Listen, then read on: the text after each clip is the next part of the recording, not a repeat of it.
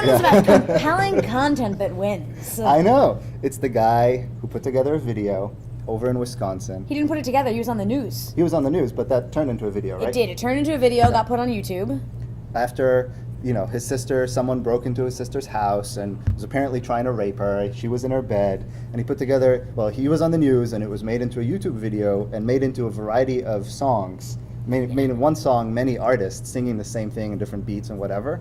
And it's cool. He did a little rant. It's essentially catchy. what it was. Yeah. And he did a rant about how there's a rapist in the neighborhood and we got to catch him and we're going to come after you. And they got auto-tuned. Protect your kids, protect your husbands, protect your wife, protect Kids, everybody. You got to hide your kids, hide your wife, hide your husbands because they're raping everyone around here. They're raping everybody. That was like the message. Yeah. And he was catchy. He had a good voice. Can you sing it? No, I can't sing it. I don't sing. Yeah, so then what happened was, and this was just on the news. The news in Madison, Wisconsin was covering the story, and this guy got on and said all this stuff. The news loves it, so they put it out there. That clip of the news was put on YouTube and got 4 million views within a couple of days. Right, it totally went viral, Huge. like we always talk about. Then the guys behind Auto-Tune the News, the Gregory brothers, if you haven't seen Auto-Tune the News, I would highly recommend Googling it and watching it. It's really fun. Hysterical. Yeah. What they do is they take the boring news like C-SPAN and they put it to music. So you have just Congress, hearings and sessions and Who's the woman meetings. in charge of Congress? Nancy Pelosi. Right. And there's one where she's going, jobs, freedom! It's really fabulous. It's my favorite. Your freak fur came out there.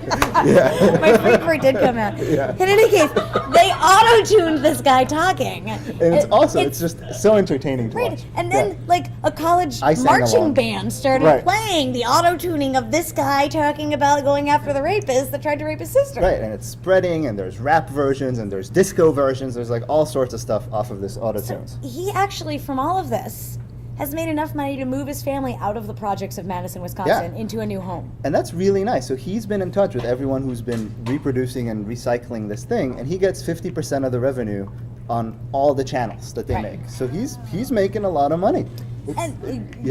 So the marketing takeaway here, it's about compelling content. He didn't, obviously, I don't think this was like, oh, we're going to make compelling content, but my sister getting almost raped so that I can say this thing in front of the news camera, but taking it to an advantage. And the story for marketers is you need to think about creating compelling content. And beyond that, you can actually make money off it. It doesn't just have to go viral on YouTube and you count your page user impressions and go rah-rah. You can actually make money, which is pretty cool. I like to make money. Yeah. No doubt about it. Why don't you make a video about rapists? I made a video about kitties once. And what happened? It did pretty well. I ended up with 2 kittens because of it, so I was happy.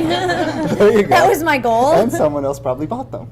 No, we did. Oh, okay. All right. It was more about convincing my husband to buy me the kitties, and it worked. It was worth a shot. It was.